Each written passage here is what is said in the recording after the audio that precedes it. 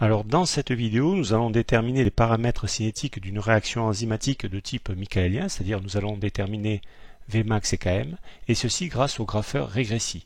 Alors on doit ouvrir bien sûr le grapheur Regressi ici, puis fichier nouveau, clavier.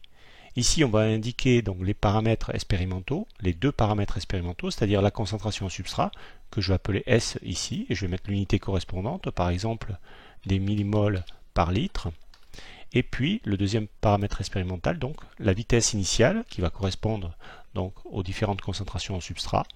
Et ici l'unité par exemple des micromoles par litre, des unités de concentration par unité de temps, par exemple ici des secondes. OK. Ensuite, je vais rentrer dans ma deux colonnes toutes mes séries, donc ma série de substrats et les vitesses initiales correspondantes. Donc par exemple, première vitesse expérimentale 0,1667 donc millimoles par litre, avec une vitesse qui a été mesurée donc à 0,3178 micromoles par litre et par seconde. Entrée, deuxième valeur 0,3333 donc millimoles par litre, avec une vitesse qui correspond à 0,4731, etc. pour l'ensemble des cinétiques.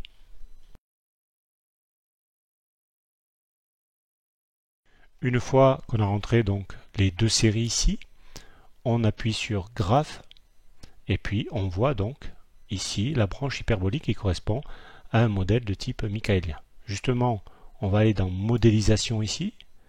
Dans Modélisation, on va aller chercher le modèle. Alors, dans certaines versions de Regressi, le modèle de Michaelis est déjà indiqué ici. Ce n'est pas le cas ici, donc on va aller dans Autre. Et puis, on va manuellement indiquer l'équation de Michaelis qui correspond donc au modèle mathématique de cette branche hyperbolique.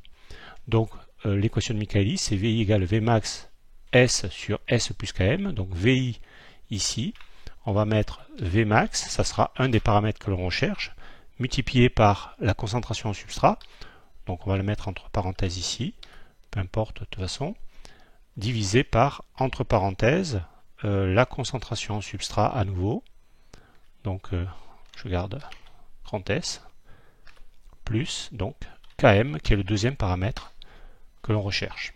On fait OK, alors l'écriture n'y a pas plu, mais peu importe, il a quand même écrit la fonction que l'on voulait, donc VI égale Vmax S sur S plus Km, l'équation de Michaelis, et il nous a déterminé Vmax et Km, c'est-à-dire ici un Vmax à 0,827 micromoles par litre et par seconde, et un Km à 0,259 millimoles par litre.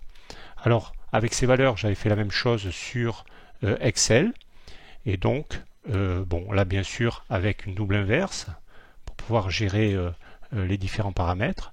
Et on avait trouvé ici un Vmax à 0,840 dans les mêmes unités et Km à 0,272 ici, donc une légère différence normale puisque la linéarisation ici induit un petit biais.